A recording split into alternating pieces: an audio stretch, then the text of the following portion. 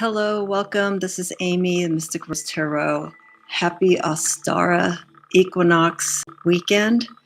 I hope your week has been good. I hope your first day of spring has been pleasant. And my name's Amy, the Mystic Rose Tarot. And this lighting that I'm here with is going to be fluctuating because the sun is going down right now where I am. And so this is the best place when I usually do my lives, when doing something related to the Sabbath's celebration. I always want to place it here because I have my personal altar, which is upstairs in my room. And then I have this altar here, which I change seasonally. So this here has the influence of spring. And I'll walk through very briefly about how I have this set up. It's very basic. And then I have a reading here on my left side where I am going to be doing a meditative reading for the spring season as we enter. So my reading is going to be emphasized with the months of April, May, and June, which makes up the season of spring, the early part of spring, mid-spring for the month of May for Taurus, early spring for Aries, where we are as of today. And then for late spring, I move into the sign of Gemini. And I just did, I did 9 cards, 3 for each month. I didn't want to do a big read because I'm not set up for that. But at least I could show you the cards and just get a nice meditative perspective as to how the next few months for spring can influence us in many different ways.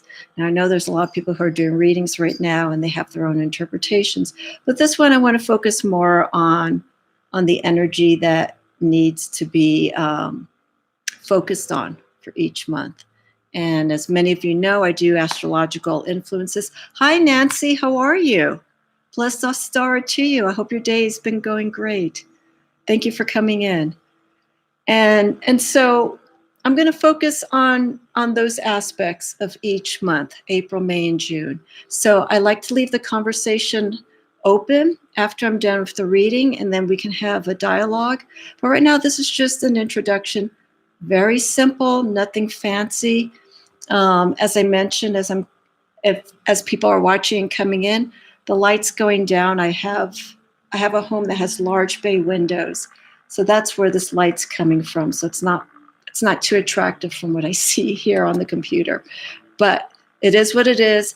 And as the sun goes down, you're going to start seeing more of the candles standing out. And I'm going to put on the light, and I have some lights that go up there. So we'll go with the energy of the spring season as of today and welcoming this wonderful light that we have here, which is going to be 12 hours of daylight, 12 hours of night.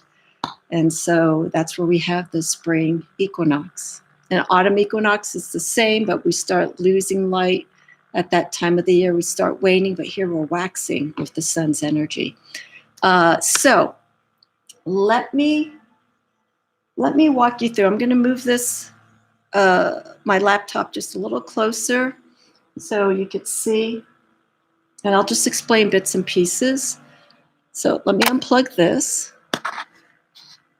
and don't get dizzy. If you get dizzy with the movement, just kind of look away for a minute. Okay, all righty. So I'm gonna have to tilt this down. There we go. And the lighting really isn't doing justice just yet. So I will light these 2 pink candles to represent birth, new beginnings, fresh start. I have the colors of the candles here to represent the elements. There we go. So I have green. I'm not really facing true north, but the way I have this table set up, this is how I'm placing it. So I have green there for north, representing earth. There I have on the east, yellow to represent air. My red, there we go, for fire is supposed to be south, but because I have so much on this table, We're sort of on the southwest side of the altar. And then here I have my broom, my besom for protection, and I have my pentacle. This is actually a necklace. I wish I could zoom in, so my apologies. This is a necklace that I purchased a few years ago to represent will, but it has so much power when I use it during all the Sabbath celebrations. It's right there. It's just a beautiful set of red and green, and those are the colors that actually work for me and represent some of the signs in my astrological chart, because I have a lot of earth and fire in my chart. And then we have blue for west. And this also represents us going out of the Pisces season, the water sign, where we dealt more with the subconscious side of who we are and healing, and just more of self-discovery and finding aspects of ourselves that we weren't aware of. So we now say, I don't want to say we say goodbye, but we start merging out of that realm of Pisces, and we move into the fiery energy here with Aries. And then of course I have the rabbits. Okay, a quick walk through. This I actually just purchased yesterday. I wanted to get something a little bit more. So I don't think you could see it very well. Yeah, I'm getting too much light here. Anyhow, I saw this and I want to add something to the altar. So this is a hare just in a resting position to bring in our spring season. It's back here. This hare, this hare head or rabbit head, I got about a year ago. And I was looking for something to represent the spring season. And I actually purchased this about a few weeks after the lockdown started. And everyone's energy was just in a really hard place.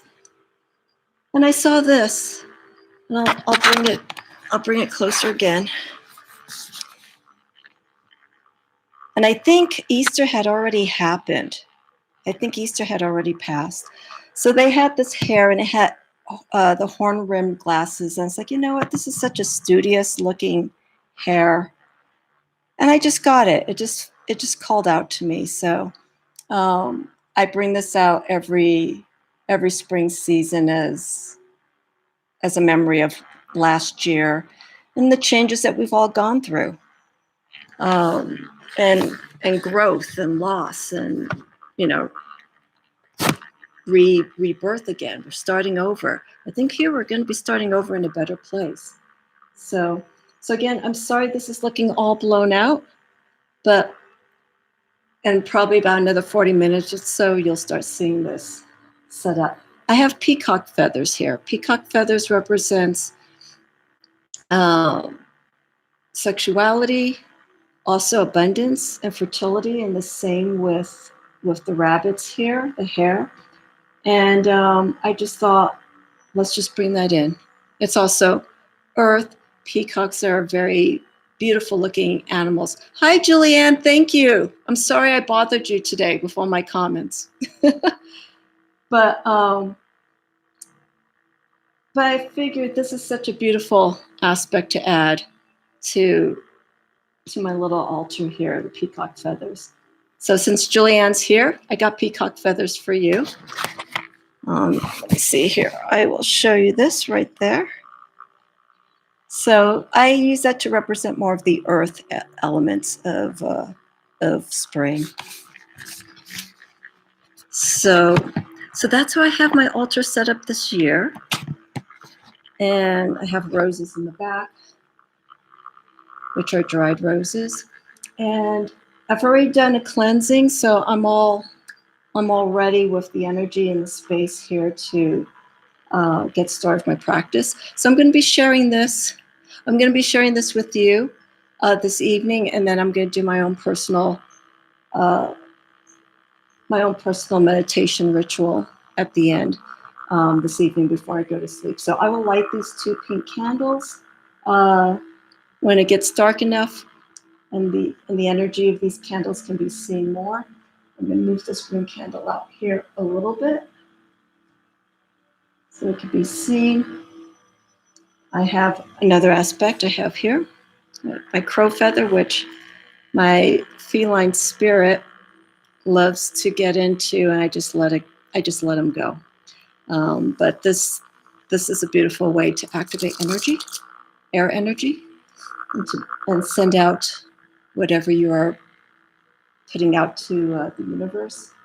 So this stays on my altar. This has been on the altar for quite some time, even before spirit came into the picture.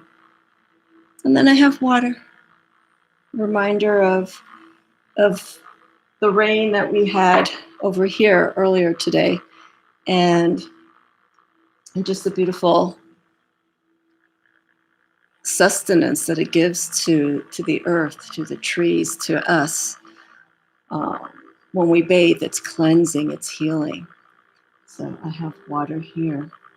I would have left some food, but because I have spirit, if I left food here, that would have been gone in an instant. So I will do that separately to leave an offering of gratitude and thank you to Mother Nature and everything that she has. I live in the mountains, so I'm extremely grateful. So that's how I have the altar set up.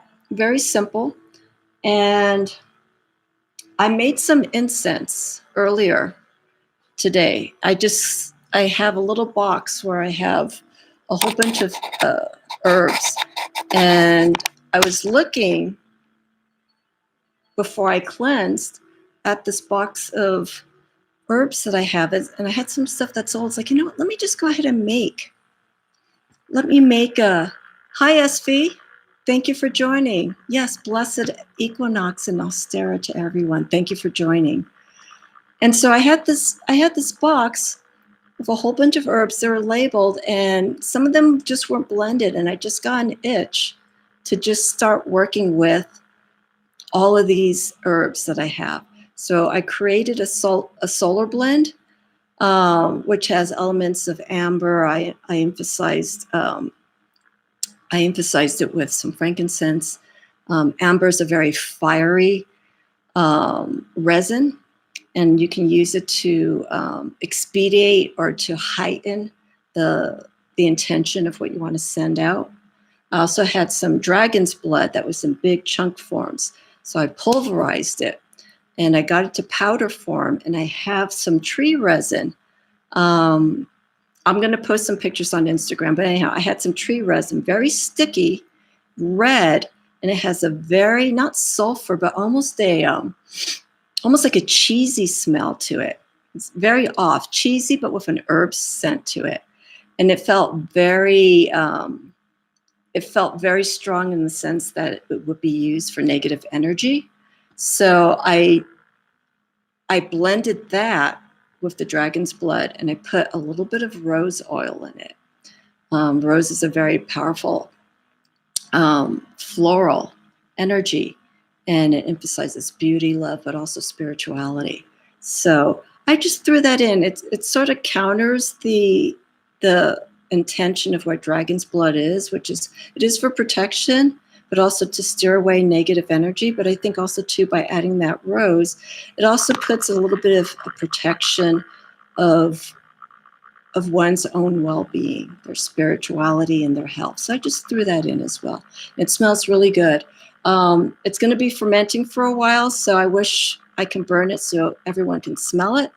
But it's a beautiful blend that I made. So I'm happy I did that. I had some frankincense, myrrh, patchouli, some patchouli leaves. So I had all this stuff, and I just became an apothecary for about 2 hours, just making all this stuff. So it is in my box. It's going to be used seasonally. And I need to get some more herbs. So we'll see how that goes. Maybe I'll pursue that a little bit down the road.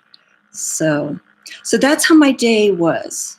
The sun was coming in after our rain, and it was shining on the area where I was making all the incense and here on the altar. And it's just like, it feels really good.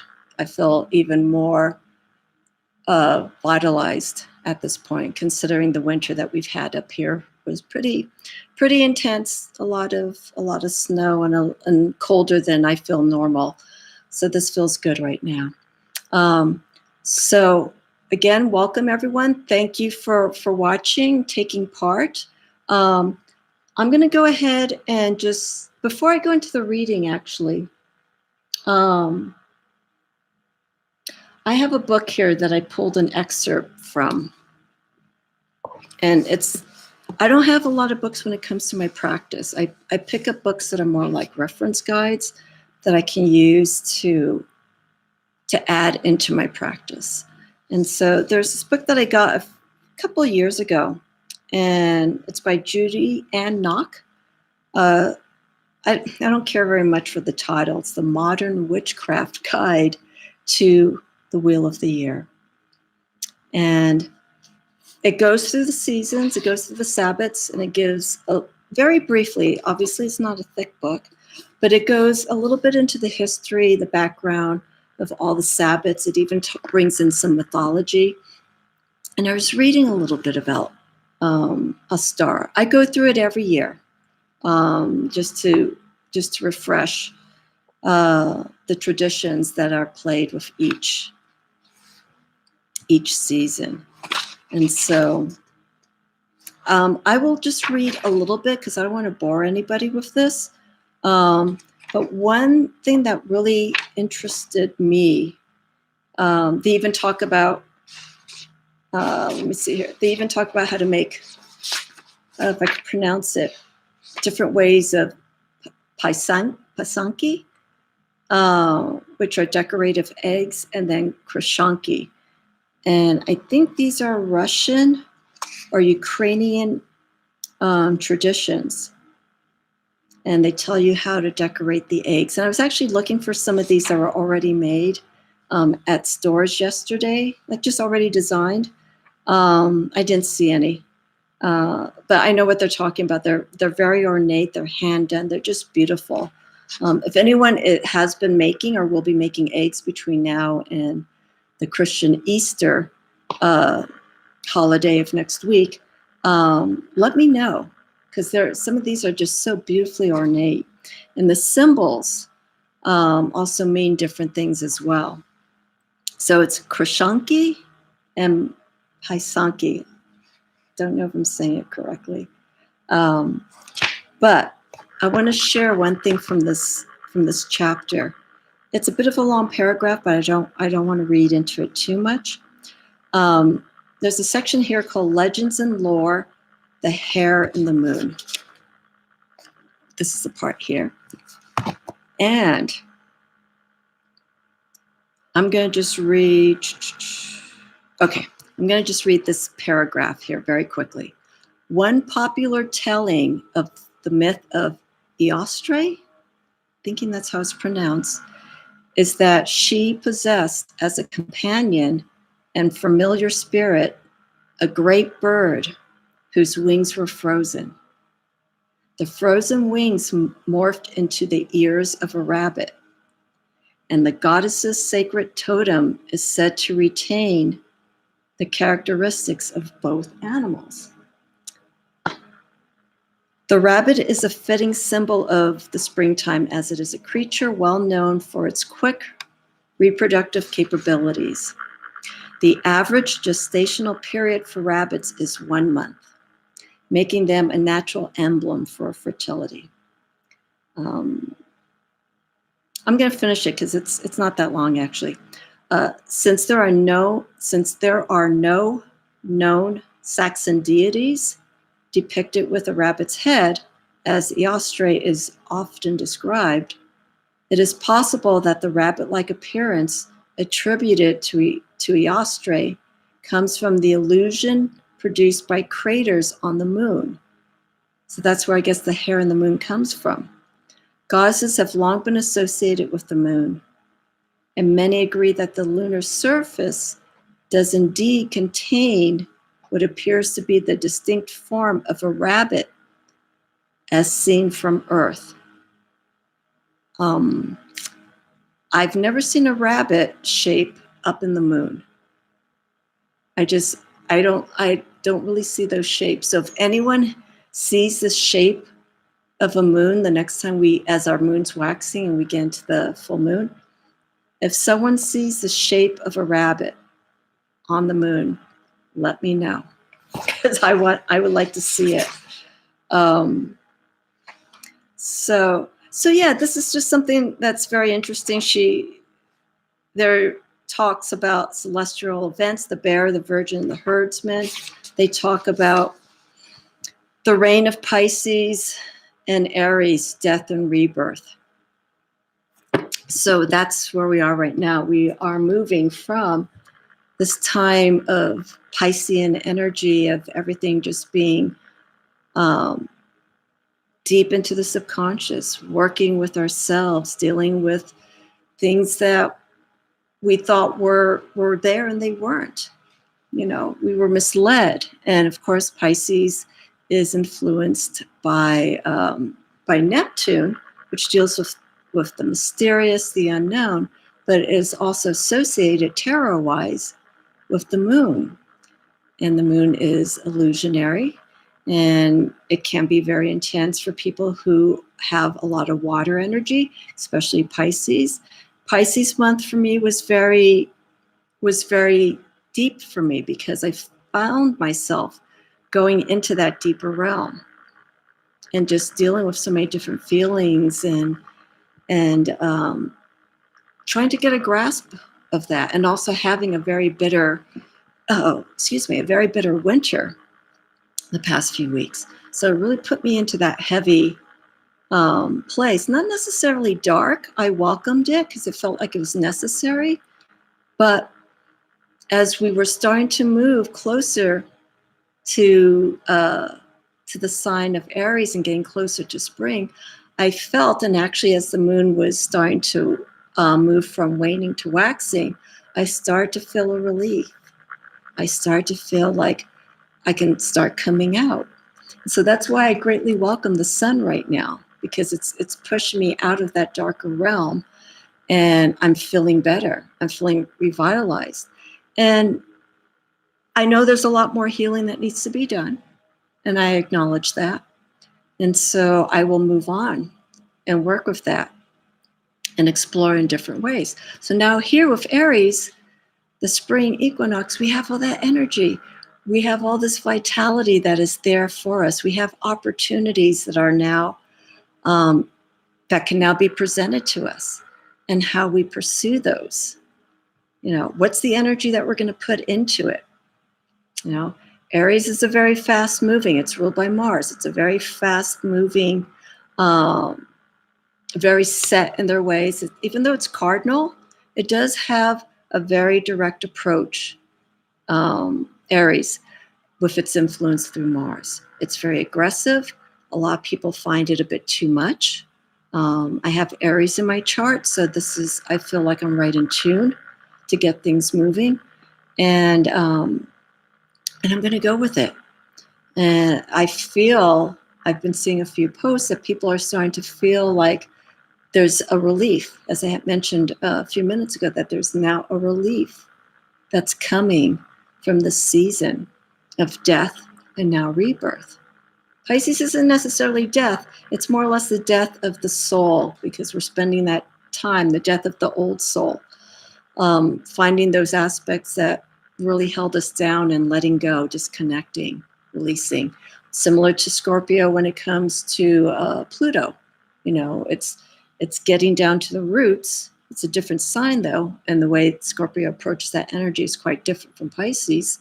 But it's really discovering and spiritually connecting at that level. So that's why I was saying Pisces this past month was very challenging, because it affected me spiritually as well. So, but here we are. Let's welcome spring. Let's make the most out of it. Let's follow those goals. Let's move forward with this. So the reading that I have here, I'm working with two decks. Two decks I have here is the Witch's Wisdom and the Witch's Oracle. The Witch's Oracle is going to clarify each month that I have here. Okay, Julianne, that's fine. Bon appetit. And thank you for just checking in and listening. I greatly appreciate it. We will be in touch soon. So each month that I have here, I have the Witch's Oracle, which is going to be the key energy that we need to focus on. And then with the Witch's Wisdom, just gives us an overview of how each month, April to represent Aries, May to represent the month of Taurus, mid-spring energy, Aries is now early spring. And then I have for Gemini to represent the later part of spring as we're getting ready to move closer to summer. And so I'm going to have all these cards here to kind of break up each month, if you will. So the two cards could represent, depending on how you want to see this, one half of April, the other card could represent the other half.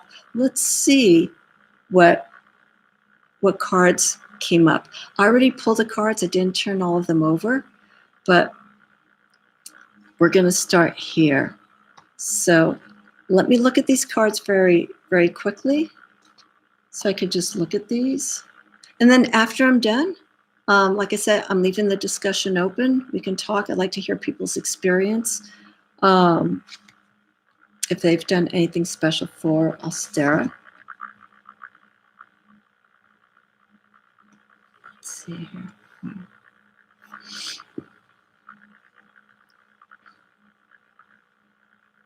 I have a lot of water for the next few months. Plenty of water. Okay. Okay, so for our month of April, to represent the sign of Aries, and our season of Aries that goes from today, March 20th, into April 18th, and also to initiate the beginnings of our Easter Ostara spring equinox time. So first card I have here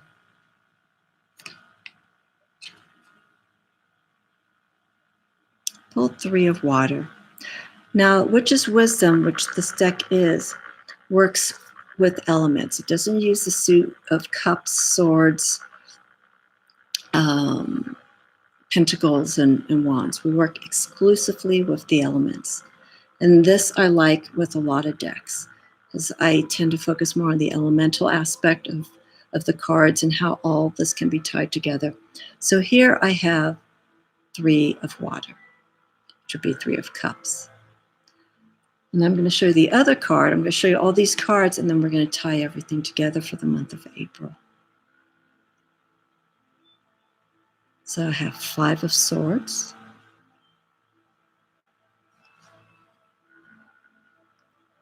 And then our card of guidance. Again, those two cards, they could represent the first 2 weeks of the season and the latter part of the season, like late March, early April. Yes, I love this deck so much, Nancy. It's just beautiful. Okay, so for the Witch's Oracle, and this is actually appropriate. Okay, so we get initiation. Okay, and this is representing the month of April, all this energy that we have building up, and now it's releasing. Initiation. This time of the year, we're being called upon to work on what is most important. Okay, again, we're focusing for the month of April. What are these things? If you look at the cards, we see different elemental influences. And the color energy, we're going from dark, which is like our deeper recesses. Blue, as we're moving up. These aren't really chakra colors, but these I feel are more of the different levels of the psyche that's arising from the subconscious to the conscious. Then red, we have the fire. We're starting to feel the energy move. And then we have here yellow, sun, vitality. These two work together. So these two, almost like emotions, the deeper part of our emotions. Here, as we move out, it's our energy that's starting to build up. And then the yellow, the sun, vitality. This is movement. This is our fiery energy. Use this energy for the month of April. Start getting these things initiated. And also, too, we have the pillars. Time to create balance from here on.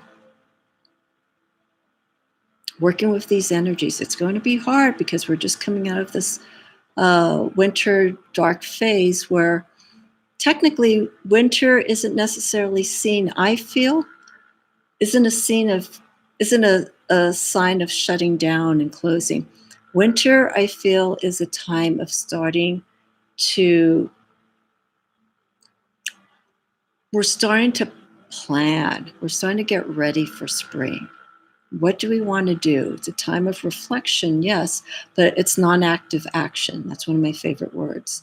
We're not doing things, but we are spiritually and mentally moving forward for the winter months. And now here we're in spring, and now everything that we have planned, everything that we want to get ready for is time to let go in the spring. We have 3 months for this season to really initiate and get these things in action.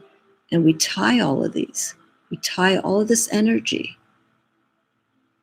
It affects us from our deepest recesses all the way up to when we release it. So it's very important to maintain this connection. That's the guide for the month of April. And then here,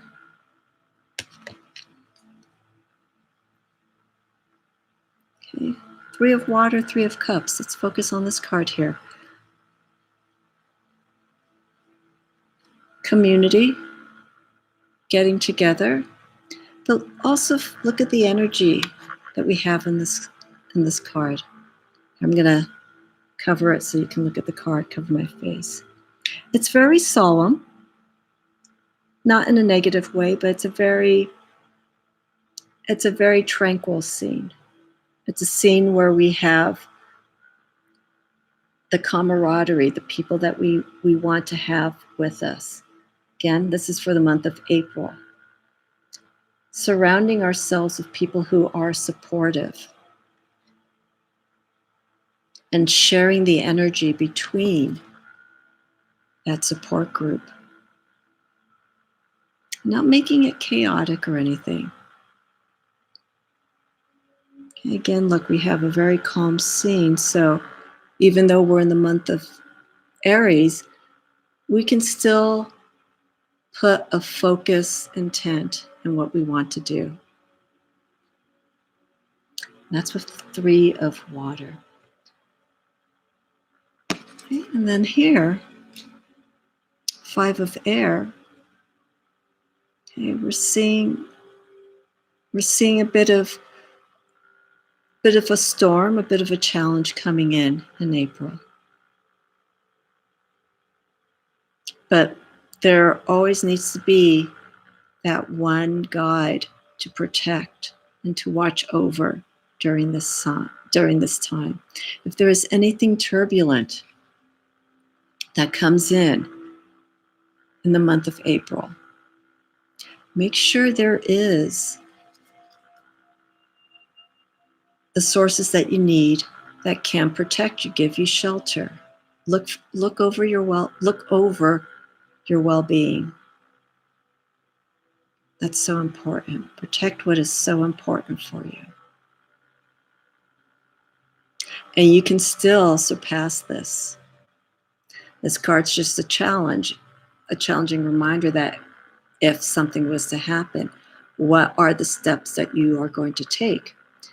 Aries fire energy is, if there is something that means so much for you that you want to guard and protect it, you will. You'll do what it takes to protect your family, to protect your belongings, to protect your well-being. But do this with confidence. Okay, I know it's the element of air. And so the mind may get overwhelmed. It may get lost in the process. If you use that fiery confidence that Aries has, and don't lose yourself too much in your mind, and just focus straight ahead, you can surpass this. Okay, and also remember here with the Three of Water, surrounding yourself with a good support group. People who are like-minded. You see here too, we have the rainbow. Sources are out there for us. And that's what we need to remember. And if we can't find those sources, just be prepared for any shifts that happen. And for the month of April, be strong. No matter how challenging it is, or any detours that may come, you will get through it. I feel this definitely. Again, with our card of guidance here from the Witch's Oracle. This card involves a lot of strength and balance, which is needed. So that's for the month of April. We have initiation. What's the energies that we're going to use and manifest when things change, when things shift. So important. And then again, remember, support group, keeping the energy calm, keeping the waters, the emotions calm. Any challenges that may arise will be fine.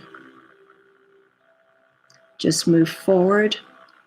Do not overthink. And you will move ahead. Have confidence in yourself. Okay, so that's for the month of April. For May,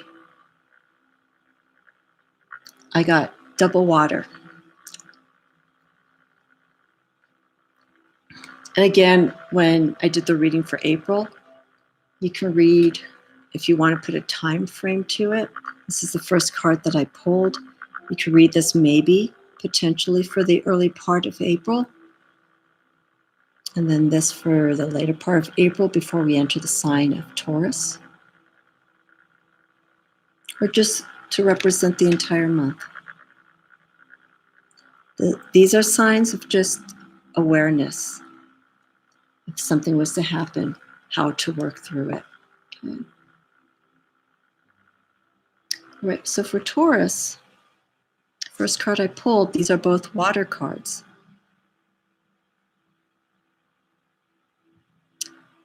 I have Six of Water. We've seen a Six of Cups.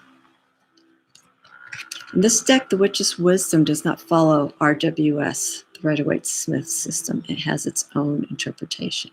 And then I have Five of Water, Five of Cups.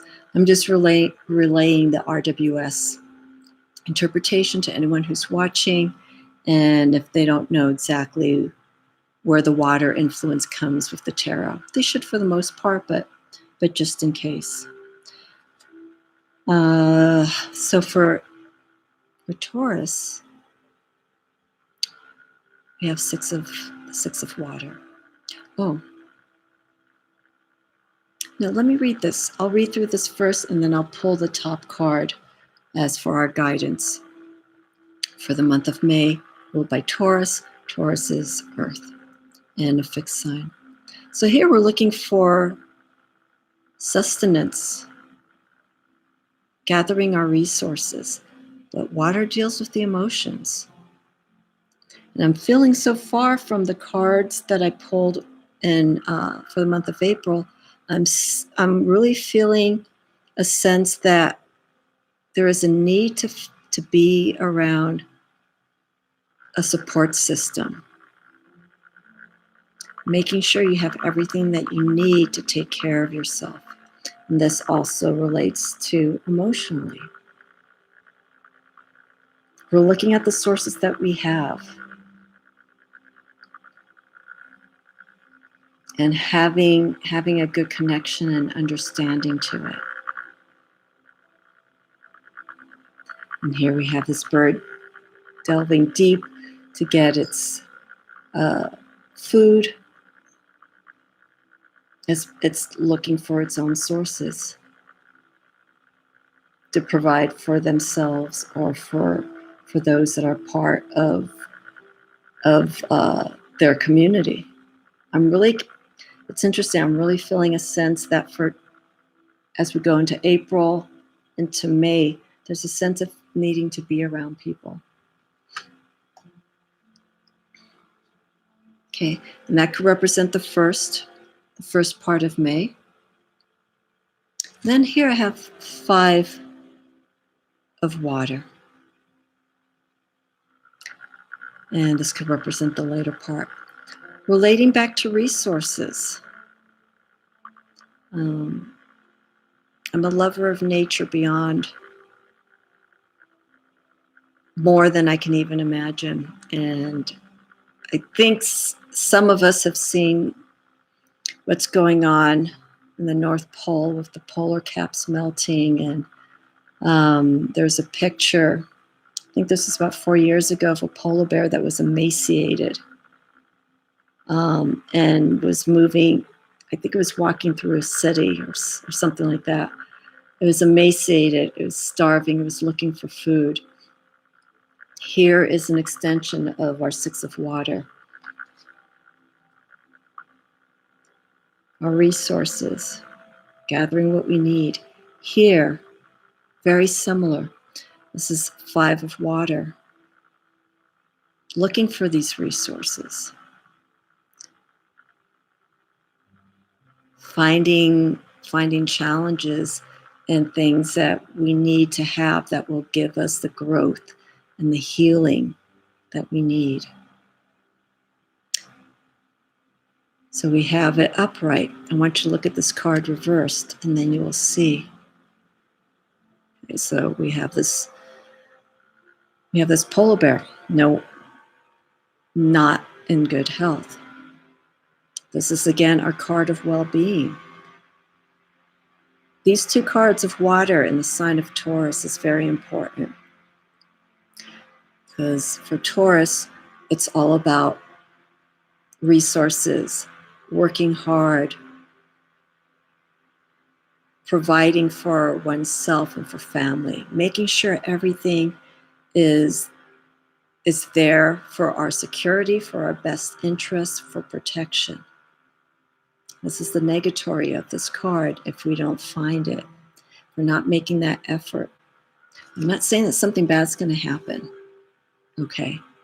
This can apply in so many different ways. Okay. Water again deals with our emotional, our deeper psyche of things. This card could also represent a depletion. If we're not getting the inspiration that's needed to fulfill ourselves. Earth signs like Taurus, we have Capricorn and Virgo, but particularly Taurus, because it's a sign that connects more with nature, more so than Virgo and Capricorn. It's really important to have that security. And so just let's watch for the month of Taurus, month of May, where we are emotionally with our resources. How are we feeling? What's missing? What do we need to bring in? So far we're seeing a transition, but we're seeing more of a transition from the month of April to May. April, we had water, air influence.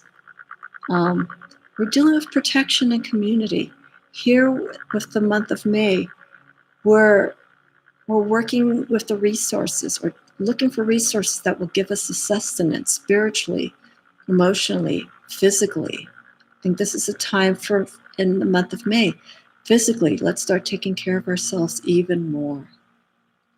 Spring is the opportunity. We have this beautiful light. And so let's go out there and get active. Let's be active. I know there's still the lockdown in a lot of places, but if you provide caution and protection, you can still go out and do your walks. Movement is so important. I'm a key proponent. Movement, dance, singing, running, whatever. Spiritually keep active. That's the vitality of the soul. Movement within, movement without. So for the month of May, I have the card of, this is again from the Witch's Oracle, the Cloak.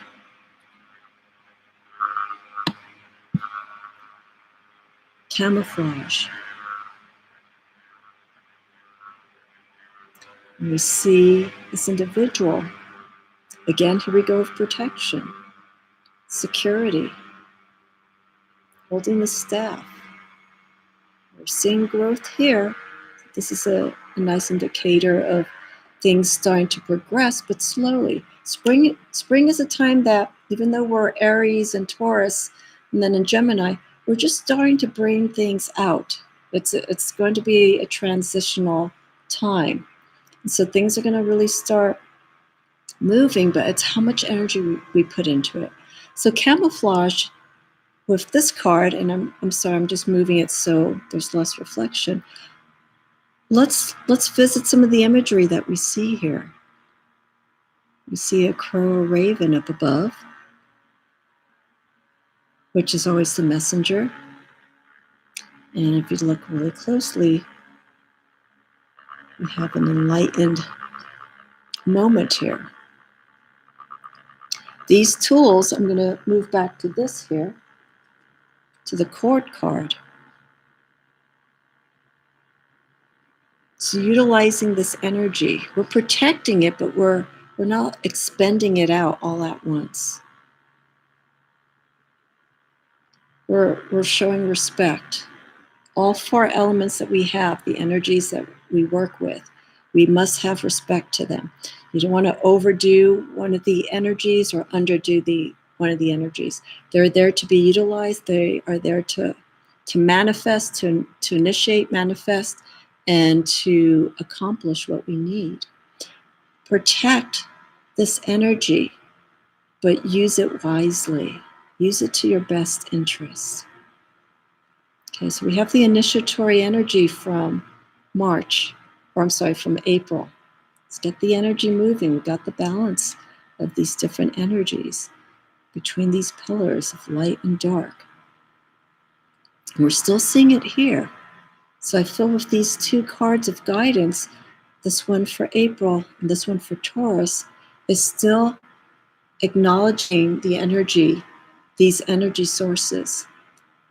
The moon, fire, earth, water, all of this, spirit. But using it in a very balanced manner. Again, use this energy wisely. You don't want to over-abuse it because it can go against you. And you don't realize until after everything that you're working towards that there are some things that weren't properly focused on and it gets left behind. So let's respect the energy during the spring season as things start building up. This is a momentum. Aries, initiatory sign, gets things moving. Taurus comes in, puts that stability while that energy is building. And now we're going to move into June, the month of Gemini, which for Taurus, we are April 19th to May 19th. And then from May 20th to June 19th is the time of Gemini. And that takes us to the later part of spring as we get ready for summer. And then come midsummer, the summer solstice, I will do a Wheel of the Year reading for that season from summer as we enter into fall. But here, for Gemini, we still have water, but we have a major arcana of influence. And this is actually a very beautiful reading, just the transition from April to May and now into June. June, Gemini, June is the later part of spring. Gemini represents air, thought, communication, communication in the forms of writing, speaking, how we create in those different forms. And the first card I pulled, again, the first card that I show can represent, if you want, that first half of the month. So like when I did the Six of Water for May, you can use that to represent that time for the first week of May, and then the Five of Water could represent the later part. But here for June, I got the 10 of Water, okay, or 10 of Cups. So things are coming full circle. Things we've already dealt with emotionally. As I said, what we already had in the month of May in Taurus, we have 5 and 6 of water. April, we had 3 of water and 5 of air. So we're seeing a lot of cards here that are representing the early part of the numerical order of the tarot. So we're starting to see things in the early stages. Hi, Lady Capera. Welcome. Yeah, 10 of water. And 10, Julianne Victoria, I don't know if she's still listening. She did a reading earlier today on her channel where she was talking about 10s, and that 10s were coming up in readings for her, and they have been for me, readings that I've been doing for a few other people. So 10s are endings and beginnings. So we're starting to see, we're feeling the results of what was completed. And again, water deals with the emotions. And now we're moving on to the next phase. And as you know, with 10s, everything goes in a cycle. Okay. And I've been actually changing the order of my decks where I have the 10 of any suit coming before the ace, because I want to show that representation of the ending, beginning, and then the ace is the true beginning of that suit. So here, look at the card carefully. It's kind of hard to read into it because it's not literally what we would see with the 10 of Cups. But here we're seeing, we have a panther, we have the geckos. We're seeing emotionally things that, an environment that is very nurtured. There's a lot of growth. We're starting to see little bits of movement here, but also to focus on this panther. You know, this is like the panther has this reputation of being, you know, very mysterious and whatnot. And it's showing itself. There's not representing itself fully, but it's there. And it is aware of its environment. It sees what's there. It knows the temperate climate of its own emotions. This is a beautiful card. And so for the month of Gemini, 10 of Waters are showing a connection to our emotions. And that's hard with Gemini because Gemini is that sign that thinks more. And so I would like to see this to be more of an influence for people to find this journey from April to May, as we were getting so many water influences, especially for the month of Taurus, and showing that growth. There may be some changes, but we're seeing that growth. And we're still being cautious at the same time, but we're seeing this growth and we're seeing this progression. So the time of healing, of challenges, anything of that has come to an end, and we're getting ready to set steps for what lies ahead. What are we emotionally ready for? This is for the month of June in the sign of Gemini. What are we emotionally ready for? And how would that Gemini influence affect that? I would like to say anyone who's a Gemini, if there is something emotionally going on, they can maybe connect more, feel more with their heart, and not think so much, be more open. Our second card, you could say Major Arcana if you want for this deck. This is a beautiful card as well. To wind up our spring season, we have Strength. I'm going to move this closer. And Witch's Wisdom focuses a lot on nature and how we connect to its elements, to the animals. As you can see, we see a community of animals with support. We have the snake, and all these animals represent different energies. Here's our hare, our rabbit. We have the fox. We have the ram. We have the bear. We have the moose. We have the owl. All these energies. And here's our polar bear. We have all these energies being called forth. And when I see the Strength card, I also discuss our primal animal instincts, answering, listening to that, our urges, finding that strength instinctually that we have, and growing forward, right? Here we have the 10 of water. Okay, emotionally, we've come to a culmination. We're getting ready for the next adventure. And here we have Strength. June looks like a really good month with the cards that I've pulled. The first 2 months, April, May, there's a need of support that we should focus on. But then as we get through that, we have the Strength card. I think that's a beautiful way to end the late spring or the spring season and to get ready for summer. And at this point, as I mentioned earlier, spring is the early waxing energy of the sun. So we're seeing this growth already with these cards.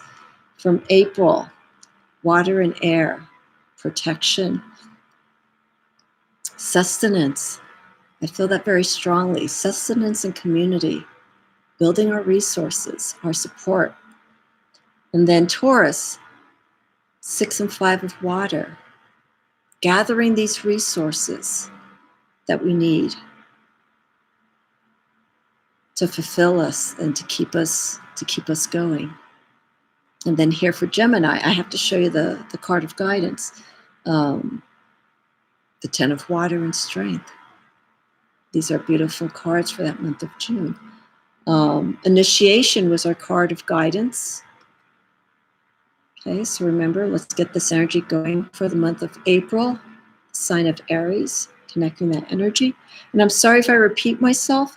I kind of want to bring everything back full circle for this reading. Our card of guidance from the Witch's Oracle, the cloak, camouflage.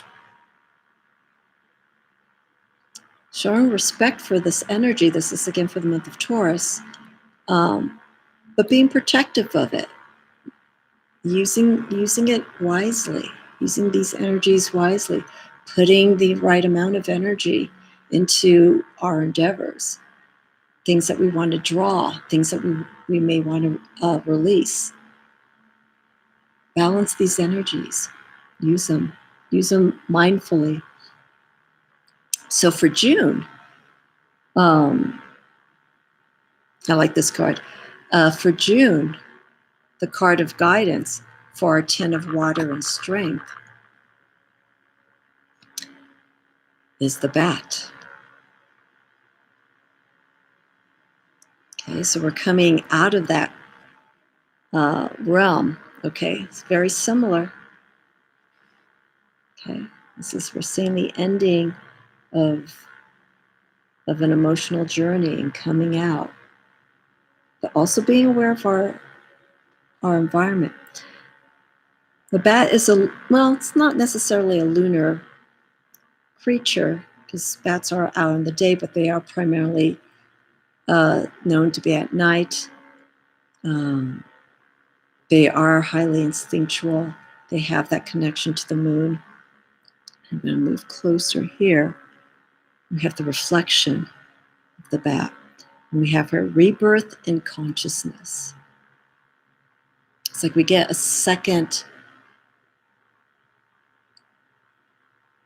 a different way of seeing things from the journey that we've had in the previous months. It's like we have an awakening. And this is where we are right now with spring. Spring is this awakening. But the awakening here with spring is more of, I feel, physical, which internalizes into us emotionally, spiritually, psychically. And here, we hold the same energy for the month of June specifically. We've looked within ourselves and find that source of coming out, releasing. This is also psychic energy. We're really connecting instinctually and intuitively to ourselves. So after the emotional journey, we come out. I want to relate these two cards together. Strength. Strength at all levels, emotionally and spiritually. But yes, rebirth. And that happens many times over. That happens many times over when we're going through spiritual shifts. But June in particular, by looking at these cards, seems to be a pivotal point energy-wise. And I think this is these cards that I pulled, Ten of Water, Strength, and the Bat, the rebirth of consciousness, is a good way to end that spring season and get ready to explore what's ahead in the summer. And so this is a wonderful read. We're going to have some challenges along the way, but to use mindfulness into understanding and making these so sorry, and making these choices. Lady Capera. Yes. Yeah. The bat is known for its lunar energy and that connection, not so much emotionally, but more to the deeper recesses of who we are consciously. So it really has us looking into it. But here, this is just wonderful because it's bringing that awareness up to the foreground. And it's telling us to rise out of this. And also the lotus. The lotus deals with spirituality. So it's a good time to really connect. Considering the challenges again for the previous 2 months, spiritually we'll grow, we'll become stronger. I love this card. The more I look at it, it's just beautiful energy. So that's for June. So overall, with my read, this isn't predictive, but just energy-wise, we're going to be easing into spring, but we're going to be making motions ahead. But we have to prepare. We have to prepare for ourselves and take care of ourselves. It's very important. And again, I'm very strong feeling community and resources for April and May.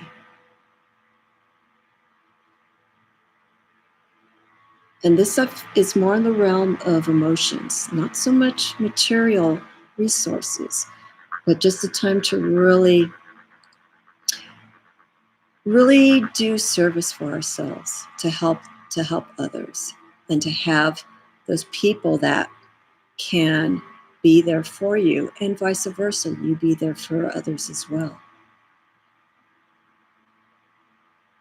And connecting all these energies together, as I have here, we create balance by working with these sources.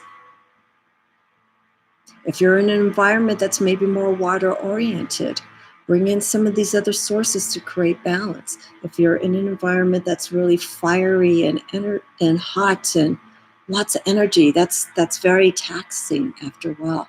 We need to create that balance. And so I feel it's important to bring in all these other elements into your practice. Meditation, pull cards. If you're feeling that you are having too much energy from one element, I like to suggest pull out your tarot deck that has the elements and pull out the suit that you feel is too much and work with those other elements. And just start drawing cards. Ask the cards, where is my balance coming in the most? Mix the cards together. Okay, so let's say fire, there's too much fire. Pull out that fire suit. It's an exercise. And draw in cups, water, air, swords, earth, pentacles. Work with those three elements. Mix those cards together and do a quick read. Pull out a few cards and see where those energies start lying in the most. If you get straight off the bat, you do 3 or 5 cards and they're calling all water, bring that energy in. If we're getting equal amounts of maybe air and water, bring those energies in. That's the best way to work with those sources to find balance, because you'll visually see it. You'll look at the cards. You'll look at the image. You'll feel the energy that's coming from it, and you may have that moment of resolve where it's just like, oh yeah, I haven't connected to water in such a long time. And bring in those influences. I did say straight off the bat. Subconscious, I don't know. You caught that. Thanks for catching that. I didn't even hear it. But yeah, just focus on those energies. If it means that you have to go to a source like a lake, to the beach, or introducing those elements, let's say for air. Okay, that involves thought, communication. Air is all around us, but if you feel like you're missing that element, I would take that more of a sign of maybe focusing more on how you communicate with people, how you speak, how you write. Maybe start writing. Maybe open up communication with people. Maybe you're not communicating enough. And also with communication, very important, you need to clearly look at the cards that you pull, okay, and see if you're getting quite a few swords and airs. Read how those cards are coming out to you. And what is it telling you? How are you going to communicate? And the same with pentacles. You're not getting a lot of earth influence. Materially, things are health-wise, things are a bit of a struggle, your own well-being. Look at the cards that you pull and see what the guidance is right there. Let's see. You practice Qigong to balance the yin yang. Too much yang in the mental keeps me awake at night if I don't balance. Oh yeah. It's like coming home from work and you had you're all wound up. Bring that energy down. That could be too much in the mind. That could be too much fiery energy. You want to come home. You have all this extra energy. Bring it down before you go to sleep. Breath work. Dance. Maybe go out and go for a walk. If there's excess energy of any sorts, elementally, look into ways to release it. You know, you have the balloon, let's just blow out that excess energy. You know, take a bath. Work with herbs that will probably cool that energy down, or maybe calm the mind, get you grounded. There are all those sources that are out there. So that's how I see for spring, okay? You know, energy's building up. But we have to manage it. We have to pace it. There's some people who are just strong, fiery energy, and they just go. And you could see it. And it is overwhelming. It can be overwhelming for someone who doesn't have that kind of energy. And it throws the balance right off. So it's important when we go through a seasonal change. Seasonal change is just that. It's transition. It's a wonderful time because it's change. And we welcome that. But we have to balance that energy out. And so that's what I'm saying. I'm happy spring's here. So happy that we got rain instead of snow. I think in the years that I've lived here, it's probably literally only rained for like 7 days. It's either very cold and snowy, or it's sunshine, which is great, or it's warm or hot. It hardly rains up here. So the precipitation we get is snow. And that's another aspect to think about. Snow is frozen water. It's almost like frozen emotions. And, you know, eventually it does melt away when we get the sun, or when rain comes in and it washes it away. But there's something about snow that I got to learn in the time that I've been up here. As beautiful as it is, you hear people who go out and they look at the snow, like everything's still.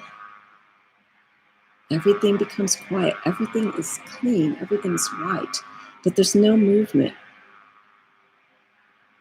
And so in a way, again, snow is like frozen emotions. It's these energies that are just solid, and they're just lying there. They're dormant until an outside source that's stronger comes in and melts it and turns it into water and washes it away. And I appreciate the rain so much because it's very soothing. I like the sound of rain. There's something that when it rained this morning, I woke up and I felt like I was not being healed, but it felt very calming. You know, I felt like it was going through me in an emotional way, and it's just removing. It just felt wonderful. I just wish we got more rain, but it's fine. So I look at these different sources, you know, and to understand how these different weather systems and the elements influence each other. You know, like a lot of wind. Windy days are very taxing for me.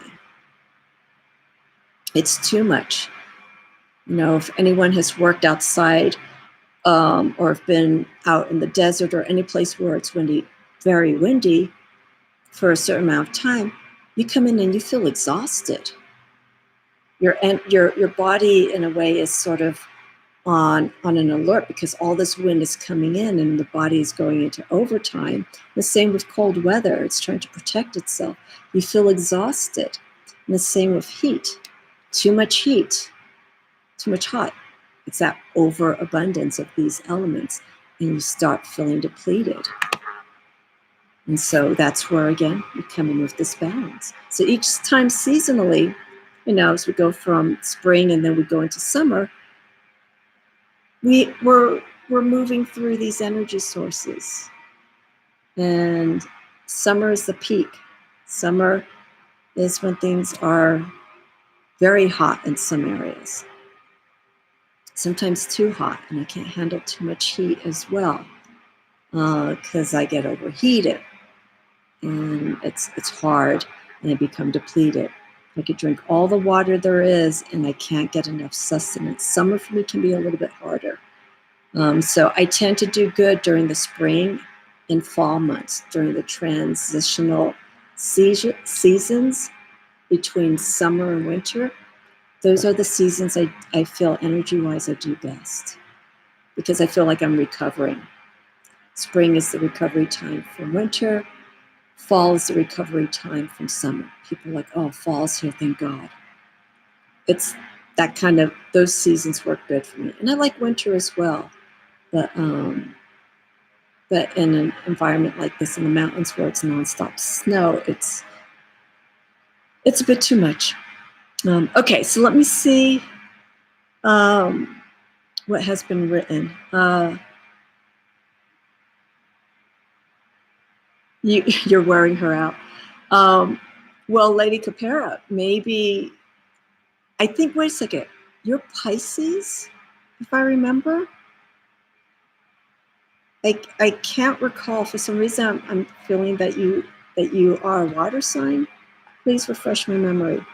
And even still, you don't necessarily have to be a fire sign to have intense energy. You can still be a water sign, you have intense emotions.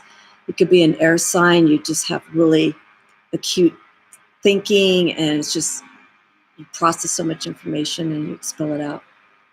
Earth, you could be really grounded and just really stay in your way. So there can be that overabundance of those. Okay, Pisces with Taurus. But those are good signs, right? Water and earth. Pisces is mutable, right? So there's, it's kind of, as I've said before, it goes with the flow of things. And yeah, I'm still here, Julianne Victoria. and Taurus feels that nurturing, that compassion side from Pisces. And I'm trying to think of the word, and can gain from it. So I think you have a good balance. That's right. We both have the same Capricorn mid-heaven. I remember that. And your moon is in Cancer. So would you say that maybe emotionally you were intense? You had like this energy. It could also come intuitively as well, right? Some people are like, wow, you don't have to know a person, but you can feel their energy, and their energy is so intense emotionally. I've felt that with a few Pisces, but I think it's coming more intuitive. There's something about them, that mysterious side, that's just intriguing. So I think that's probably where that energy comes from. But yeah, so seasonally, your Taurus sun, Aries moon, wow, Nancy.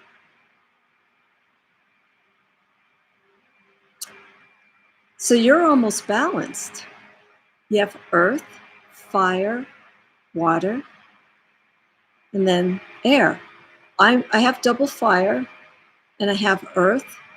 A lot of, in my chart, the earlier signs, I have a little bit of water, which I'm grateful for, because it gives me that draw to connect emotionally in certain things. But I still lack water, and I only have one or two signs that are air. Actually, yeah, it's only two signs that I have air in. You're a lot of fiery water. I remember, Julianne, that you were saying Sagittarius and Leo. And then I think you're rising. If I remember, you were talking about it recently. Your rising is Pisces or Scorpio. It's one of those two.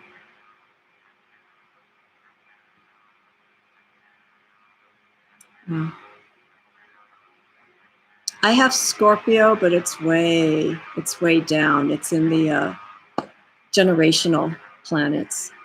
But I still feel its influence in relation to my practice. So I feel it's important. No matter how how close the planets are in relation to your sign, like the first 7 signs, and then the generational planets of Saturn, Uranus, and Neptune and Pluto. I feel those still play an influence.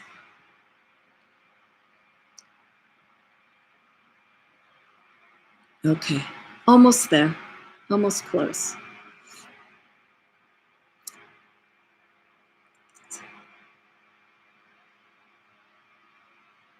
Wow, this is wonderful to read. Anyhow, I'll let the conversation continue onward. Are there any seasons? There's a question to ask. Are there any seasons that you feel more attuned with? Because I have mentioned spring and fall are the seasons that work for me because they are those transitional seasons. Transitional times are sometimes difficult for some people because it's just that. More on the temperate side. Some people like spring. Well, it's still cold, but it's not quite warm yet, but it's getting there. And then fall, it's like, oh, it's still hot, but it's starting to cool down, but it's not quite there yet. It's not like winter cold, summer hot. The extremes. I like this transition. So I don't know. I don't know if anyone feels more attuned towards certain times of the season. Hi, Debbie. Welcome. Happy Ostara and Spring Equinox. Julianne, depends on where I'm living. Well, I know where you live. So how do you feel with the seasons out by the beach? I don't know how close you are. I know how close you are to the water, or if you're a little bit away from it. That's another thing too. Proximity to those elements are also of great importance. Like here, I'm Earth. I'm in the mountains, so I'm an Earth sign. So I'm right at home here. But when we get these other elements that come in, like extreme heat, which I was surprised to find out does happen up here, and then of course the winter, it's a bit much. So that's, again, temperate seasons seem to work good for me. I like seasons, 4 seasons, but I'm finding with my time here that I think I can't handle the extremes as well as I thought, but I make do. Summer's your least favorite? Love spring and autumn. Yeah. Yeah, I think summer's as well is at the bottom of the list. I just find summer is that time where my energy just doesn't, I still do my practice, but it's not as activated as to when we get into autumn or like spring. Winter I like because winter is that time that you can use to reflect and, look within yourself, but also at the same time, it's active, non-action. Active, non-action. We're being still, but we're still doing things. We're preparing. And I feel the autumn season is the time that things start slowing down.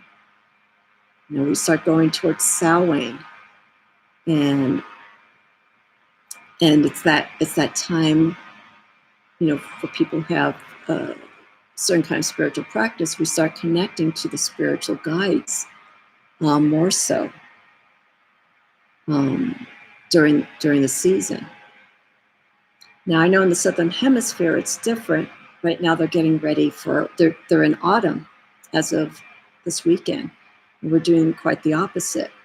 So that energy is transferring into the different season. They're getting ready to wind down their seasonal year while we're getting ready to start it. And so I find for me that summer, spiritually, I don't feel I can connect as well to spiritual guides. more so animals, because this is the time, spring is the time where things are in hibernation, or I'm sorry, things are coming out of hibernation. So I've been feeling a draw within the last few weeks to go to my animal decks. It's the strangest thing. Come winter, I don't feel, because everything is just that, everything living, four-legged wise, outside, they're going away. We don't see the deer. We see birds, we see the ravens and the crows, but we don't see the butterflies. We're not connected to that spring rebirth energy, when all that kind of energy, nature's energy, is sprouting out. So in the winter months, I don't connect at all to those decks. I actually go more towards my more spiritually esoteric decks, like Tarot of the Holy Light. I focus a lot on astrology, things that get my mind thinking. That's what I focus on the most during the winter. It becomes more of that spiritual knowledge during that time of the year. And then now spring, I already have my little stack of animal decks I want to work with. So I'll be bringing those out. And again, working with the Witch's Wisdom and using the guides of the Witch's Oracle is just wonderful, because they incorporate the practice of Wicca and witchcraft, and also with nature. So to reconnect with this deck is very nice. I also have another deck, Dreams of Gaia, which is a very cosmic-centric, universal, enlightened deck is probably the best way. It has a lot of energy in it. It's a beautiful deck. I use that as a maternal healing deck. I love it so much. It's the deck that I feel like if I'm burned out, like with my astrology, not that I'm quite burned out, but I'm taking a break from it, I can go to that deck and I feel more at ease. I'm not processing all the decans and the signs and the houses and where they are each month, which is wonderful. But here, it's intuitive. The astrology influence that I have with my tarot is all this. It's all the swords. I want to retain that knowledge. But going to these decks, it's very organic for me. Witch's Wisdom, Tarot of the Holy Light, not Tarot of the Holy Light, Dreams of Gaia, those decks. Those decks are more feeling, more spiritual.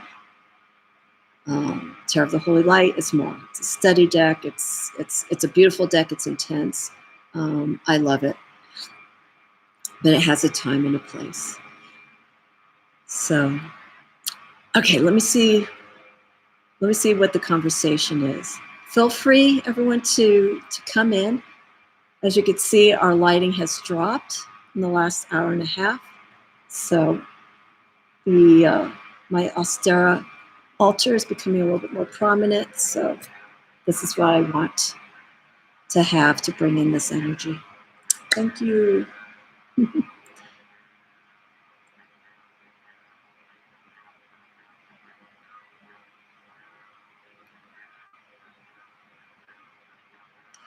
Nancy, where in South Florida were you living? I lived in Miami for about 7-8 months, and I left. It just wasn't working out for me, and I came back to Los Angeles.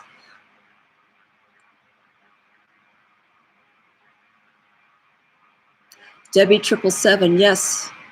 The ocean is good. Some people, they have to be by that source. Some people have to be by the desert. Some people have to be up in the mountains.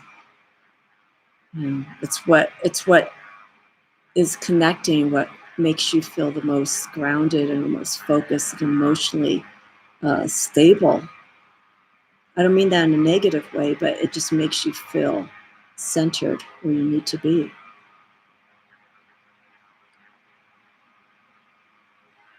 Hollywood, north of Miami. Okay. I didn't get that far. I didn't get that far up of Miami. I lived in Little Havana, so I think the bridges I was between were the Flagler Street Bridge and MacArthur, which took you to different opposing sides of South Beach, depending on which bridge you took. So that's where I was. I love the beaches.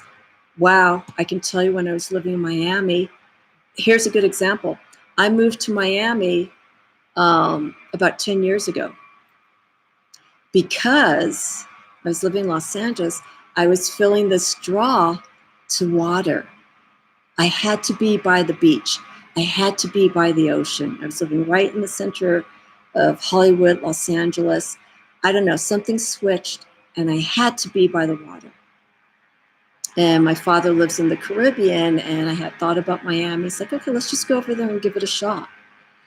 And I did. And I remember one evening at the beach, it was already dark. They talk about that. I think there's a song called Moon Over Miami. I've never seen anything like it. I took my bike and the moon, on the Atlantic side, the moon, full moon was rising right out of the water. It was so surreal. And people were just like, they stopped and they were standing and we were just like, being seduced and getting that illusion from that moon. Amazing. Watching this beautiful orb, full moon rising out of the water. I've never seen anything like that before. And I didn't take pictures with me or take pictures of it. But it was just so beautiful. I'll never forget it, obviously. But yeah, I left. The beaches were great. They were really healing and soothing for me. During the summer months, I tend to go to the beach because I just need that energy. I need those negative ions that just tempers everything in my body. And I stay there for a few hours and I come home and I sleep like a baby. Those ions that come out from the oceans are wonderful. They feel good. So I'll probably be back there in the summer at the beach. Long Beach, LA, Glendale. Okay. Yeah, the redwoods. Negative ions in the mountains, I don't feel the same. I really don't. There's something with the water, and I think it's just because, Julianne, I think it's just because of that movement. It's that energy that's coming out and sending off those ions from the water. I think there's that movement. The negative ions here, like I said, I feel comfortable here. I feel rooted, and maybe that's the energy. I mean, we have all these trees. I mean, I'm gonna turn this over because now it's getting dark. And I don't know if you could see. There we go. Okay, so the sun's already set. This is part of my backyard. There's like a house down the way, but I'm surrounded by this. And so it does feel refreshing. It does feel refreshing to be here. But I don't feel anything different in regards to how I feel when I go to the beach. It's interesting. I go on a walk. I'm surrounded by the trees, and I think I'm feeling more of the energy that's coming from the trees. Maybe the trees are emitting that special ions, that special energy that they need to go to the mountains just to be grounded. Let's see. Debbie, I'm actually close to Lake Arrowhead. How did you know? How did you know? Or did I mention? I may have mentioned in a conversation. Yeah, I'm 15 minutes away from Lake Arrowhead. I'm right in between Lake Arrowhead and Crestline. Don't tell anyone.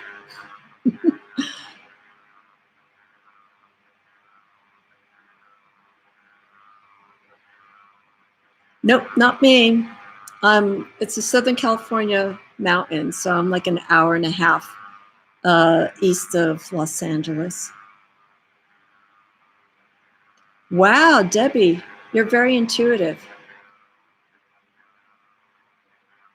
You had a feeling that was either Crestline or Lake Arrowhead. I'm in between. I'm right in between. It is beautiful here. It's very daunting over the summer. This past summer when we had fires down the hill, the El Dorado fire. I'm about 14 miles, depending on which side of the mountain that you're in. I was actually west of the fire that came not into the mountains, but the smoke. It was pretty bad. We started getting ash, and the air quality here was pretty bad. The sky would go like orangey, and unfortunately, the most beautiful lighting that was falling in the backyard. The shadows were going orangey, and everything had a tinge of reddish brown in the background. And about a few weeks after that fire started, I had a mama bear and two of her cubs walk in the backyard. That I got video of. And as awe-inspiring that was, it was also disheartening because they were more than likely being affected by the air and probably looking for resources and water. I've never seen a bear and her cubs this close walking in my backyard and whatnot. So I felt really bad. So I hope they're okay. Mini-Me wants my bunny. This one? Does she want this one or does she want the little one? Okay, I'll show. Oh, I gotta light the pink candles. Oh, you can't see it. Oh. Darn high contrasting light. There's detail in this, but anyhow. Okay, keep talking, everyone. I gotta light these candles as our light's going down. Let me pick candles here. Thank you, spirits. Blessings on this Ostara spring equinox weekend.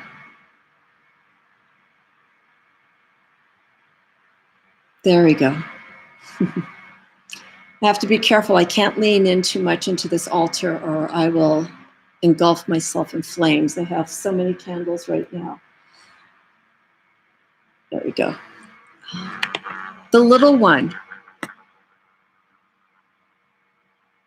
Julianne, if she's still with you, I want you to ask, or if she can see, can you ask her what name she would like to give this little bunny?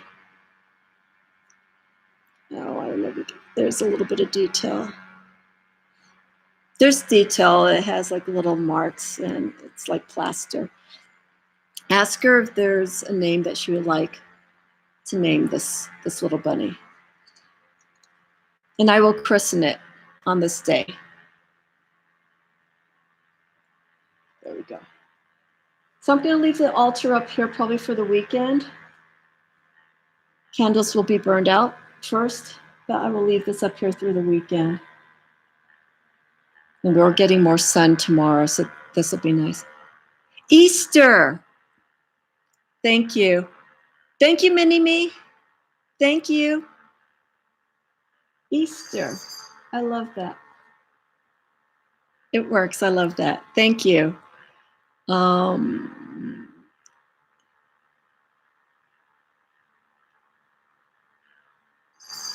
What in 2018, Lady Capera, the Kelseyville complex fire?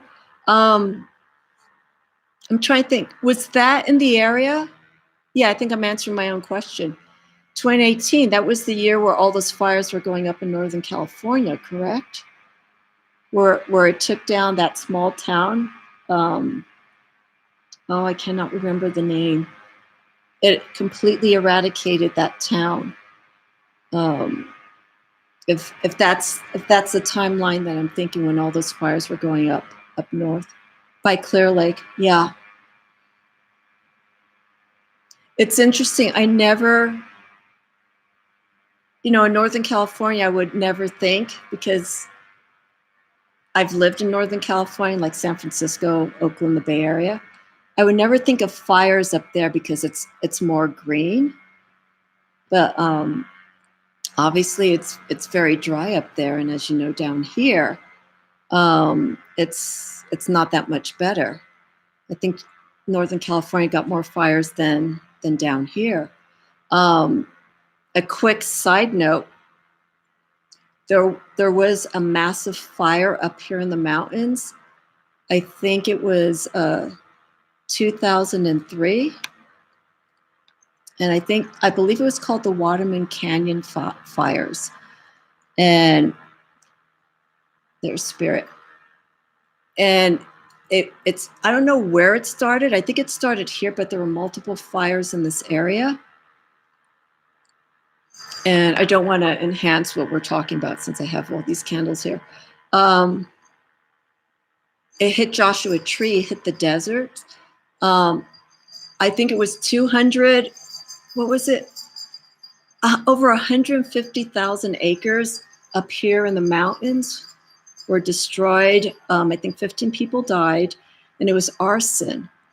And this was in October. And the fire started through arson, but it was also, from what I remember, was exceptionally windy, and that's how these fires started. Where I live here in this town, it missed it, but it hit areas of Lake Arrowhead, I think higher areas of Crestline. And they had to evacuate, from what I was told. But I went on YouTube to find the story about when this happened, and it broke my heart. Because I remember I was living in Los Angeles, and I had just done a trip to the desert. And there were some cabins there that I would stay at. And part of those cabins got burned. But from Los Angeles, when you're looking from LA out east, you couldn't see the mountains. You couldn't see any of this where I was living, because it was all covered in smoke. A lot of people were vacated. It went down into San Bernardino. It burned houses at the foothills and stuff. And I just remember seeing the news. It's like, God, all of San Bernardino mountains, to me, looked like they were on fire. So we have to be careful with what we see in the media, because we see more than what's actually happening. But the smoke was so bad. And it actually took, I think it took about 2 weeks to start lessening and extinguishing the fire. It took time. And hundreds and thousands of acres burned. And part of it was because of bark beetle. So they're very careful up here. They've been cutting trees for the last 1 or 2 years that I've been up here, ever since the 2018 fires up north and in Malibu, because of that transmitter that exploded. So they replaced all the transmitters. They were here last summer. They replaced all the transmitters. There were a few on our block, so they replaced all those. They cut a lot of trees down. So they jumped on it. And I'm very grateful for the fire department that is here. They do protect us. They are on watch during the summer, and they get right on top of any fire that's nearby, whether it's a small brush fire, they're on top of it. So that's probably the other thing about summer that I don't really enjoy, because I get nervous about the fires up here. And I have a lot of trees. I have a large tree that's right up here in the patio, that if that goes up, this house goes down. It's literally right up against it. So, so yeah, but we've gotten a lot of precipitation. The ground is really saturated. So it doesn't guarantee that we're not going to get fire, but it would lessen the chances of a long burn if something was to happen. So I'm grateful for that. So yeah, enough talk about fire. We're here in spring. Well protected. I hope we'll have a safe summer up here. I really do. Lady Capera, you said it burned Magalia. Where is Magalia? Is it closer to where you are?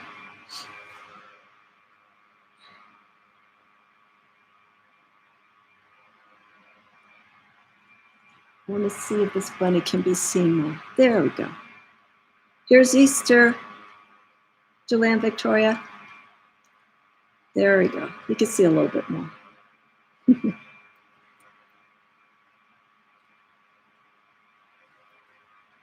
All righty.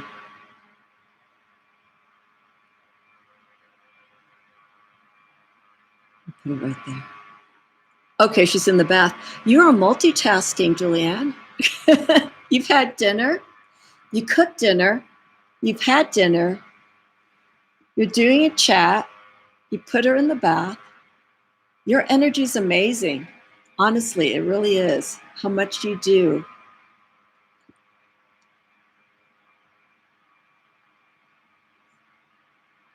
Oh, of course. Thank you again, Mini-Me. I appreciate that. Easter's going to be here for a while.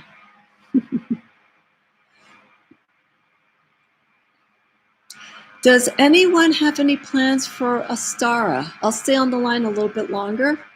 Because then I'm going to eat and it's going to get really, really dark. So I'm allowing the light to do its thing. It's almost 7 o'clock and we're still doing pretty good. Is anyone having anything special for Ostara? They're going to be doing a special practice. Any intentions that you want to state? Questions about the reading that I did, which is very interesting again, because I'm looking at these cards. I'm going to leave these cards out for the weekend to set with it for a little bit, or sit with it. We're seeing the transition of these cards as, you know, as we go into the season of spring, into late spring. It's pretty incredible. I hear you, Spirit. I hear you.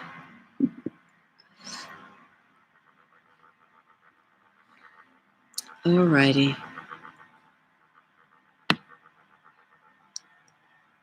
If no one has anything else, I can wrap it up.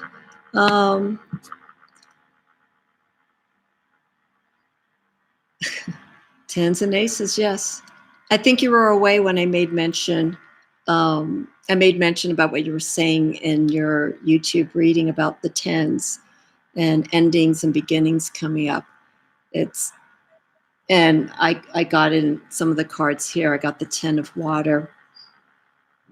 Let me put this here, 10 of water. This is for the month of June, the energy of Gemini. So we're seeing a culmination of energy from my read for Taurus. This is for the month of May. So resources, abundance, you know, building up what we need for that month.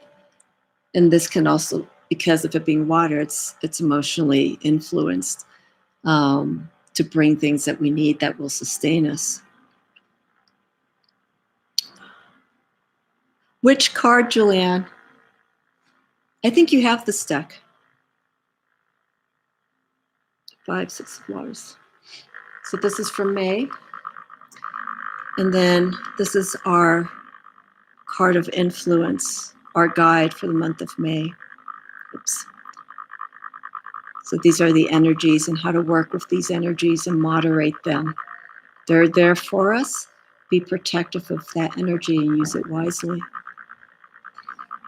Oh, you don't have it. Whoops, here we go. And this is The Witch's Wisdom by Phyllis Carrot.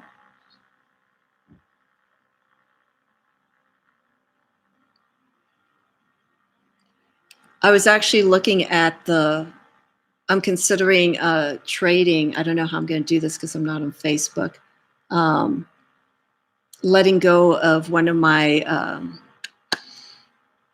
my animal spirit deck by Kim Crowns, because I haven't been called to it in quite some time. So I'm thinking it may be time to let go of that.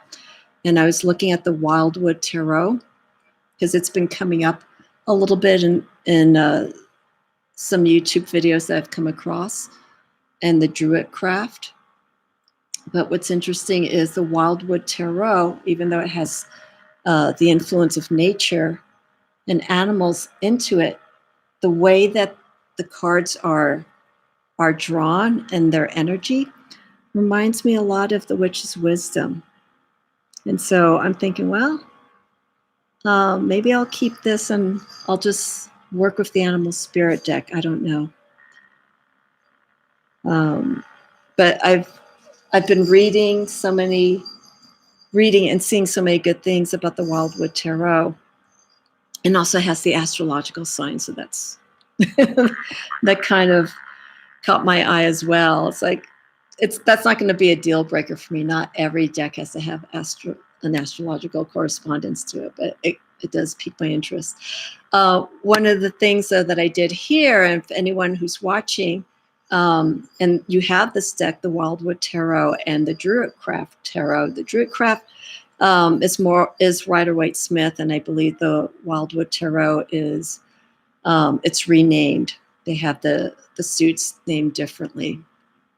So whenever I see a deck that has the renaming of the suits, I take that as a very unique deck because the creators are obviously taking a different slant from the traditional RWS or the Marseille or anything like that.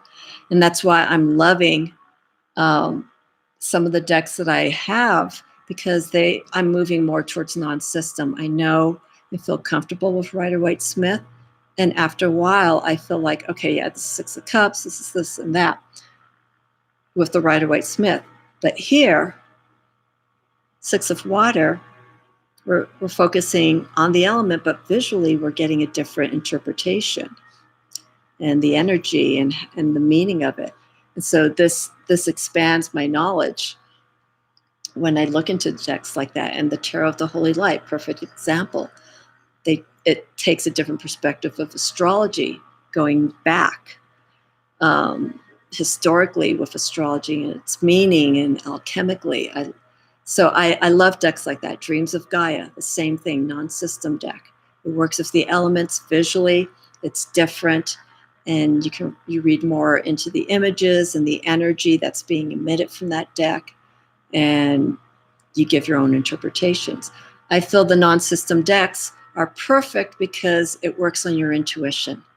You don't have that, I don't want to say this in such a negative way, you don't have that crutch of the Rider-Waite-Smith where automatically Five of Cups, this is strife, emotion, despair, anything like that. Three of Swords,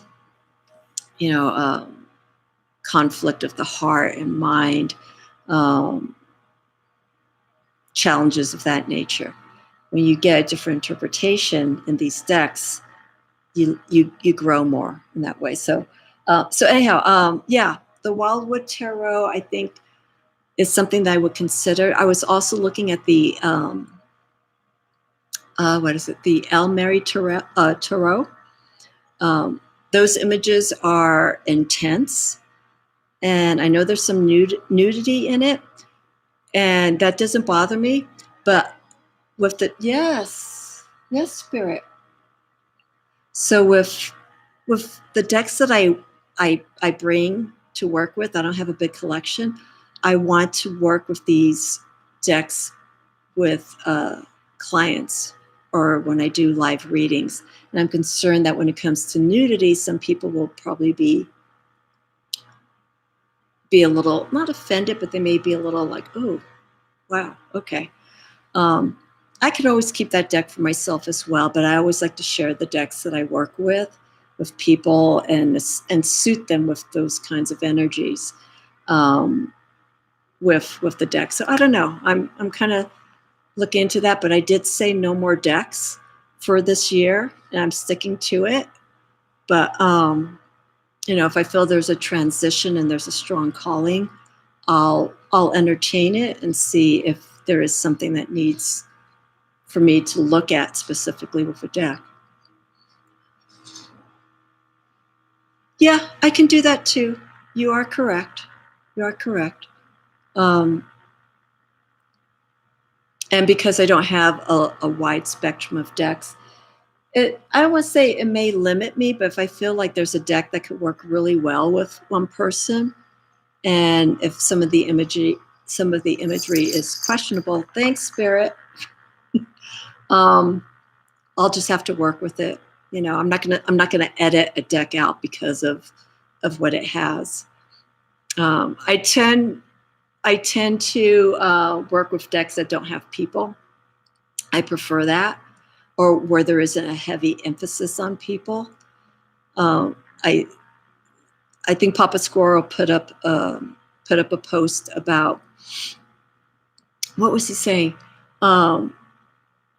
What do you not like about decks, or what do you like or what you don't like about decks? And I just put out there, I'd like to see decks that have less people and more nature or more abstract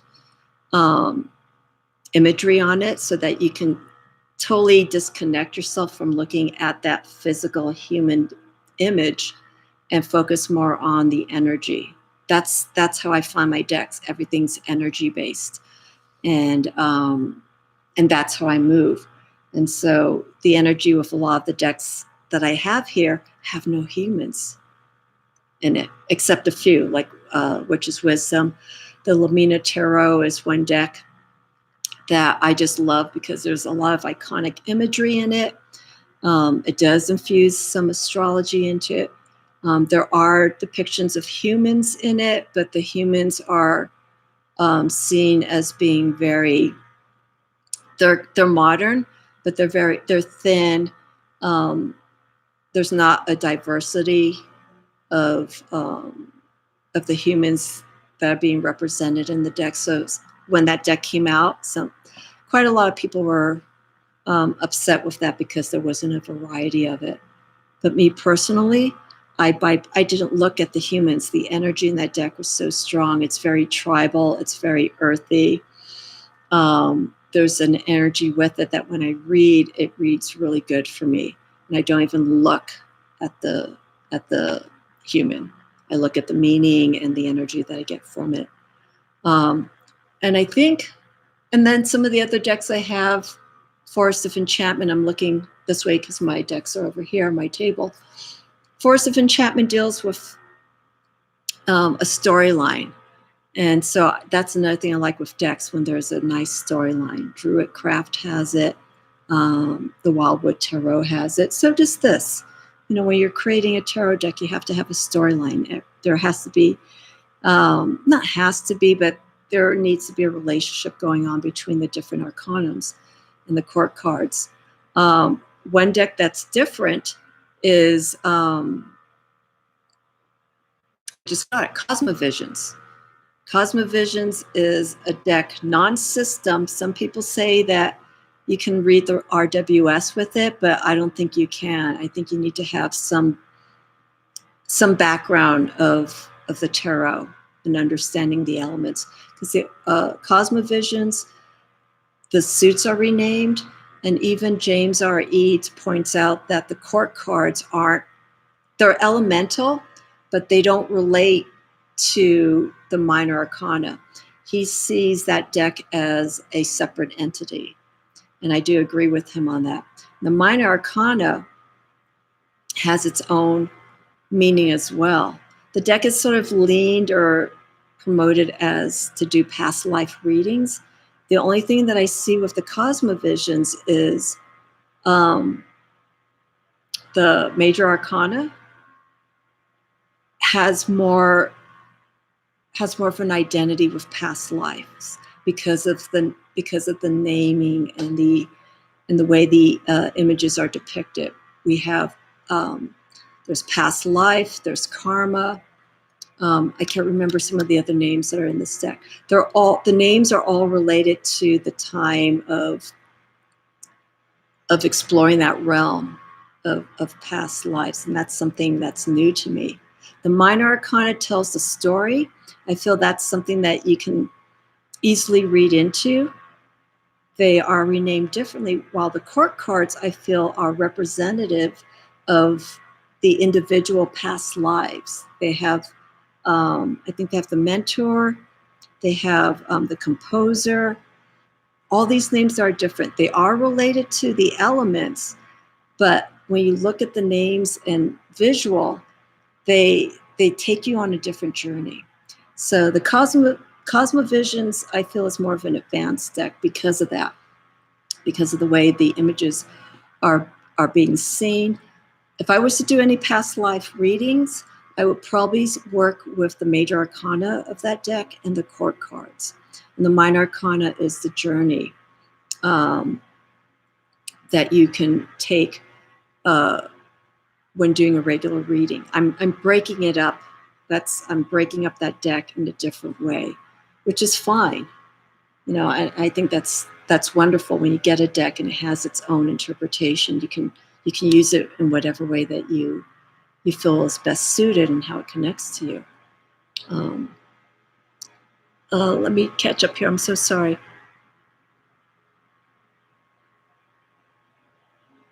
SV, you are house hunting the next few weeks. Congratulations. I hope it's good. Kind of collaborates with gathering sources.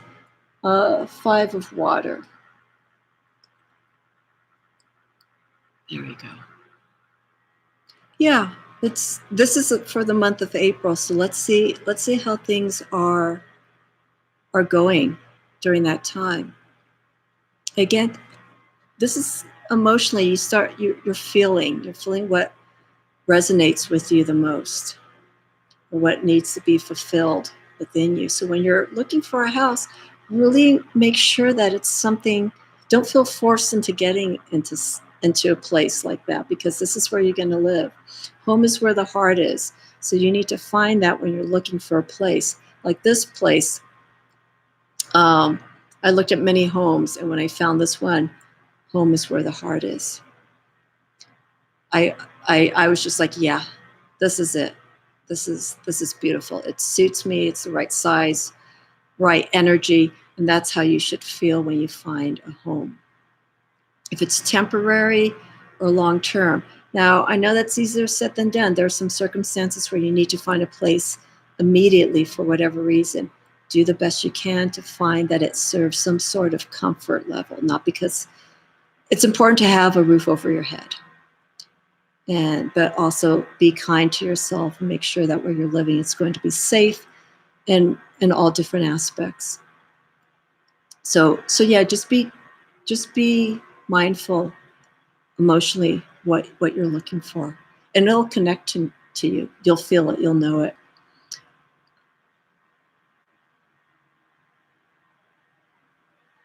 Thank you. What deck review? You said was your special spring equinox time. You were enjoying my deck review. Which is it? The deck from what I was reading? You're welcome. You're welcome, SV.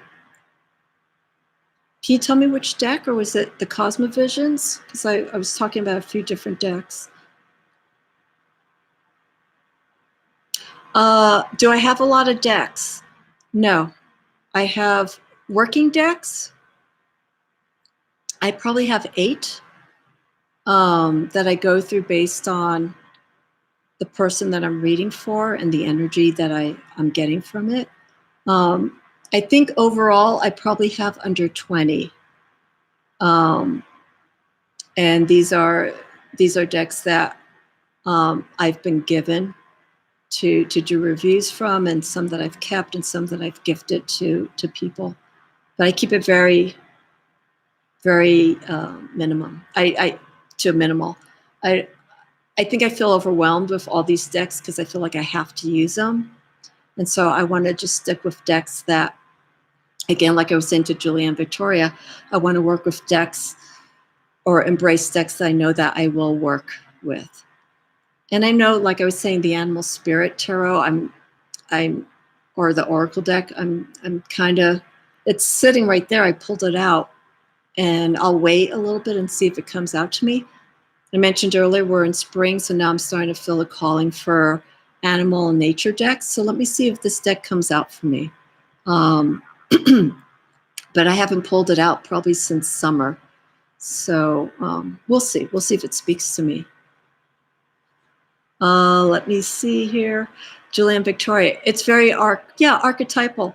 It's almost, it's an oracle. It's a Cosmo Visions oracle, but so you can read it almost in any way. You can read it as the tarot with all of it, but I do agree with you. There are, with the arcana, especially the major arcana and the court cards, they have their own guides. And so that's what I was saying. I feel like I can do a good reading with just the court cards. It's a new deck. I shouldn't jump the gun, but I feel comfortable that I could probably do the court cards and do a pretty interesting read with that, as well as the major arcana, and mesh those two together. And the minor arcana I can use more for stories. I could probably use that as the backdrop for those two different types of cards, the major arcana and the court cards. Let me show you the Cosmo Visions very quick, because I don't want to deviate too much from the spring equinox, and then next thing you know, I'm doing deck reviews. So let me bring out the Cosmo Visions, because I don't think some of you have seen the deck. It's a Kickstarter. One of the perks was to get the art cards, which I decided to do. And the art cards are basically larger versions of the major arcana. And they're beautifully done. They have their own box. And those cards I like to use for evening meditation cards. So I'll show you that really quick. And then we'll see how much more on the discussion, and then maybe we'll wind it down. Oh, my legs are stiff.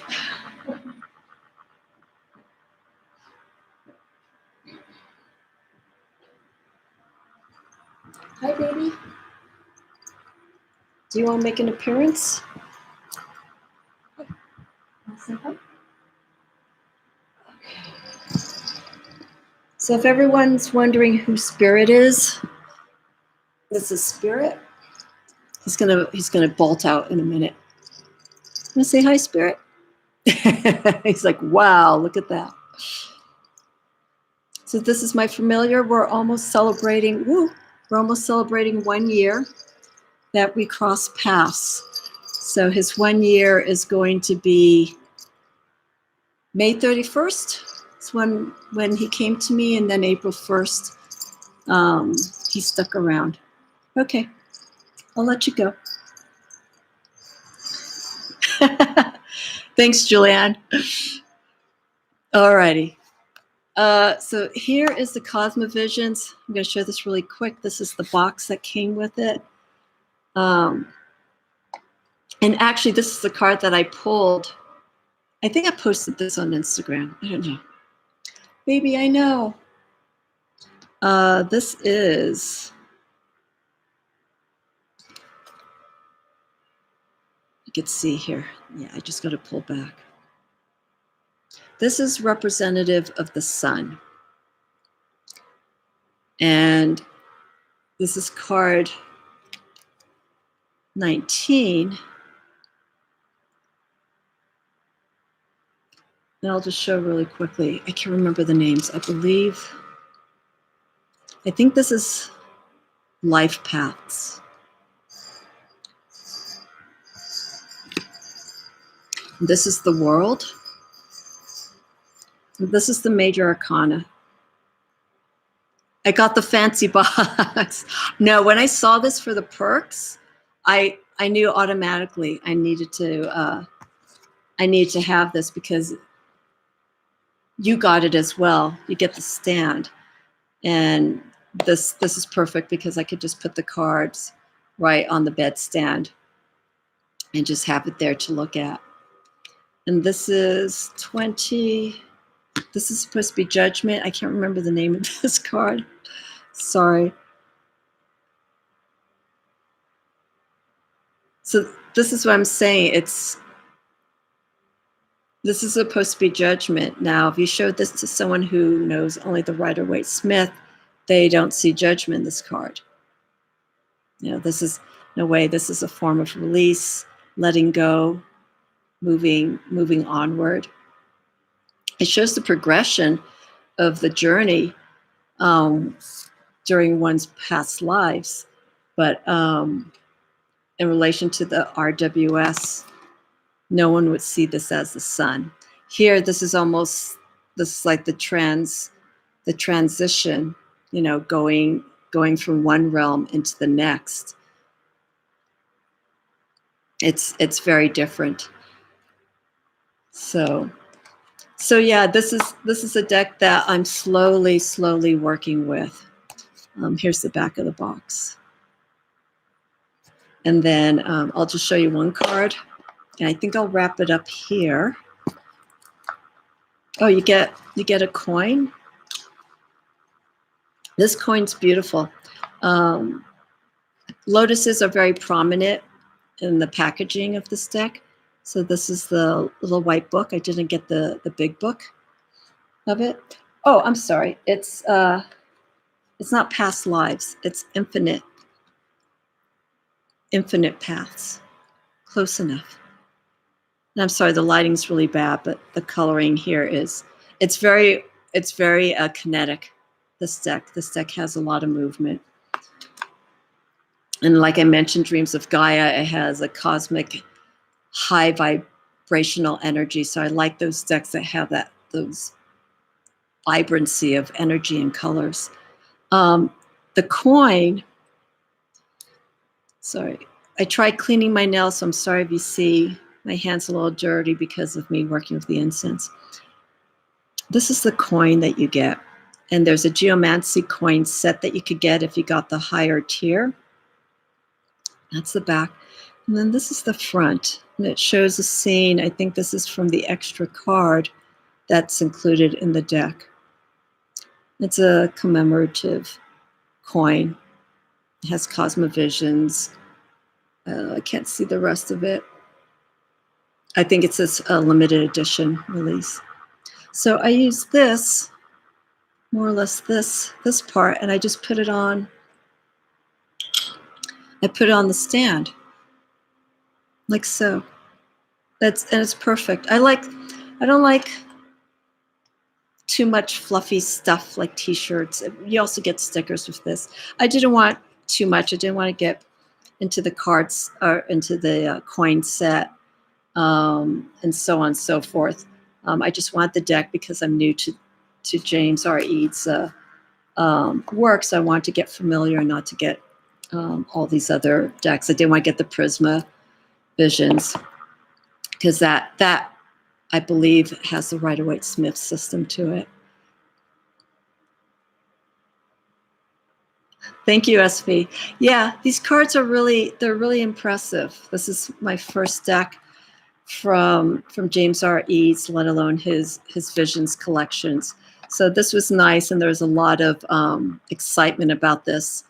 I saw Kelly from Truth and Story. She enjoys James's deck, so that's how I got turned on to this. And she knows as well as Simon from the Hermit's Cave. Some of these people who have a lot of deck collections really know how to. It's not their intention, I know that, but they really know how to bring the story of a new tarot deck and just make it so enticing. But I can hold back. I can hold back those urges gratefully.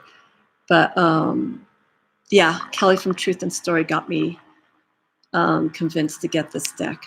And this is the back of it, or the front, the box. I kept the wrapper on because I work with oils and stuff, so I didn't want to mess it up. And it has a holographic edging around the deck, so it's quite nice. Okay, we got the same thing, Julianne. Oh, but you didn't get the added perk. Yeah, these cards are nice. The art cards. I'm very happy I got them. You thought I was talking to a real spirit. Spirit is he. It's he spirit, and he's very strong. We're working on some issues. He's an indoor-outdoor cat. He's indoors at night and outdoors during the day. I'm not ashamed to say that because I found him outside. He was a stray, and he knows this area. He doesn't stray far, and so my relationship with spirit is different because he is an indoor-outdoor cat, and I just have to be aware that there may be that opportunity that he may not come back. And I, from the earth back to the earth is how I see it. And but he stays close. He doesn't seem to stray far. He stays probably no more than like 2 to 3 houses away. There are times when I'm coming up, there's a little bit of an incline up to my home, that sometimes he's done it twice when I'm coming back home from a walk. I don't call out to him, but he can either sense me, but he comes up to the road. He comes out from the little decline of where the road is, and he just pops up, and he would walk up with me back home. He's only done that twice, so he doesn't stray far. And because I have him on a collar, some of the neighbors know who this cat is, and that he has an owner, and that he's connected to me. So I'm fine. But yeah, I have to just be aware that maybe there'll come that time that he may not come home, and so I'm okay with it. I have to be, because he enjoys being outside, and I don't want to take that away from any animal. That's his choice. And he'll stay in when he wants to stay in. Like when we've had the bad storms, I keep him inside. But sometimes he likes to go outside when I'm shoveling snow and jump on the car and stuff like that. And that's good. That boosts my morale, when doing something that's so tedious like that. But it's fine. So yeah, in 2 weeks, it's going to be 1 year. And I don't know what to do. I got him a little special bell that looks like a little witch's ball. It's blue and has yellow and some red streaks in it. It's quite beautiful. So I gave that to him as an early gift. Oh, his friend is here. Oh my God. There's another cat. Hi, sweetheart. There's another cat here that looks just like him. And I don't know if you heard the meow in the background. It's a stray. He's feral. And I don't know if he's from the same litter. But I think these two now are becoming friends. The feral would sometimes be territorial in the sense that would just sit in front of the door, and spirit wouldn't go out because this cat would sit in front of the door. But they used to hiss at each other, but I've never seen them fight. So spirit right now is at the door having a sit-down stare with this other cat. And so I can't take in another cat. I can't not take in another cat. This cat has sprayed, and that's going to be hard. And this particular cat knows that I've put boundaries. So whenever I get near him, he bolts. So, hi, sweetheart. Looks almost exactly like Spirit, except has green eyes. He's not fixed, so he has his jowls and he's rounder. So he's been surviving very well. I don't know where he came from. It's just very, very bizarre. But I think too, Spirit looks out the window sometimes for him. And when Spirit's outside, and if he's around, the two of them, they don't hang out. They just kind of set their boundaries. And then if one makes a move, the other one will chase the other one. No fight. They would just kind of go back and forth. And I just can't help wonder if maybe they came from the same litter. I don't know. I don't know if this could be the dad, if this could be the brother. But this pharaoh comes right to the same place. Hi, sweetheart. Yeah, he keeps looking at me. Alrighty, enough about cat talk. So I hope everyone is having a wonderful spring equinox day. We're now going into the evening. I want to thank everyone who's watching, has been watching, who has been taking part in the conversation. I really appreciate this. I will do another event like this, and it'll be for our summer solstice, midsummer. And I will have to see how I will do that one, because that's going to be full summer, so I have to think of energy-wise how I'll set that up. I may do a little something special, maybe not like this, for Beltane in May, on May Day, and maybe just talk specifically about that energy for that day of Beltane. You're so welcome. Thank you, Julianne Victoria.